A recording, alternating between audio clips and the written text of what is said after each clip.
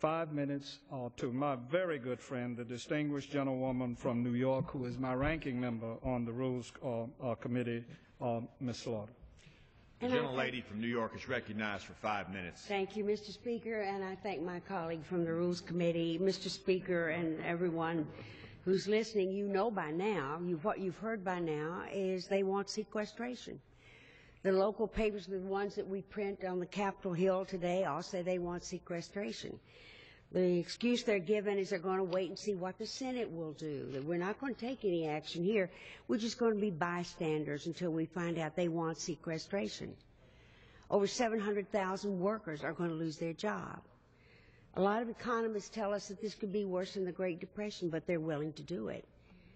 They're willing to do it because they want to fight this president. I think that means a whole lot more to them than in doing their job here as elected members of Congress. As we've heard before, we only have 6 days left, 6 legislative days. When we come back from a week's vacation, to have these cuts that will have this devastating impact on our economy and the well-being of every American citizen. I urge the CEOs of America, who are very worried, and been said so for months and months, that they were concerned desperately about the prospect of sequestration, to talk to their members here and get them to change their mind if they can. It's really dire. We're not kidding around here. This is serious business. We are literally facing fiscal cliff. But the solution that we made to this is, as you all know, a man-made crisis here. They take a swing at their favorite punching bag and hold hostage again the people who make their living serving all of us. This morning was, or last night, I guess, was the first time I really heard that what we're doing is not going to save anything. Now, bear in mind that the federal employees have already given in salary give-backs over $100 billion in the next 10 years. That should be enough of sacrifice for them. But no, we're going to go more. But we're not going to put it to reduce the deficit. It's going to be made available to agencies. Well, there's a lot of Alice in Wonderland sort of sense in the Congress these days. And Alice, one of the things I liked about her most, she was a very strange little girl, but she said that she practiced as hard as she could to try to believe 6 impossible things before breakfast. And I'm trying to put this in that same category. And it simply is impossible for me to believe that we gain anything in the world by taking away the salaries and income of hardworking government employees to put back into federal agencies. Frankly, if any of you can really understand that, I appreciate if you'd let me know.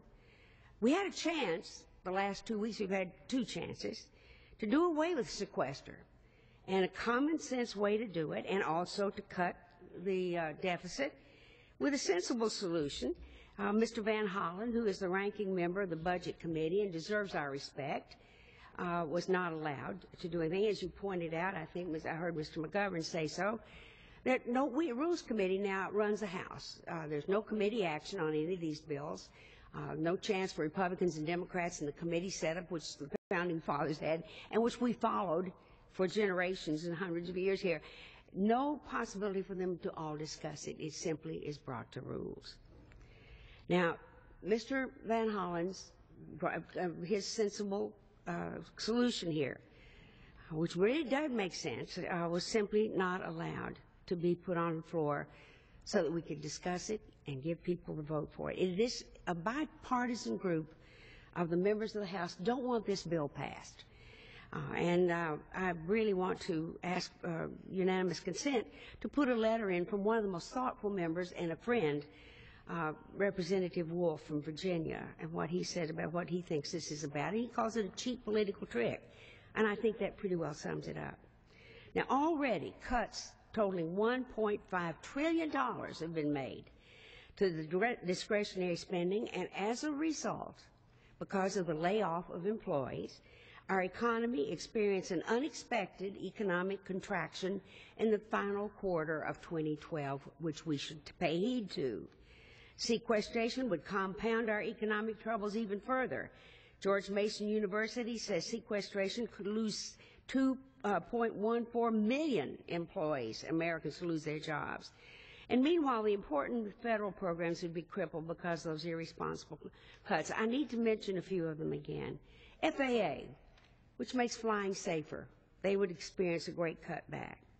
The people who gather the border, who do drug interdiction, who keep our borders safe and strong, they would have a severe cutback. Sequestration would mean that vital research would be slowed. And as a scientist, let me assure you that research cannot be turned off and on like a faucet. It is necessary for us to maintain that research with dollars because, as it's been pointed out before, once a population healthy and strong, may I have Woman's time is expired. Lady, an additional 1 minute. Thank The you. gentlelady is recognized for 1 minute. Thank you, Mr. Speaker. How important that is for us, not only for our economic well-being, but for the well-being of our citizens. This is a foolish thing that we're doing here today, and I hope to goodness that I can't imagine anybody in the Senate would even contemplate bringing it up. So all this is simply a waste of time, as we do here so many times. I urge my colleagues on both sides, vote no, and please give us a chance to let Mr. Van Hollen bring his bill to the floor, or some bill from the Republican side. I don't care where it comes from. We have to stop sequestration. I yield back.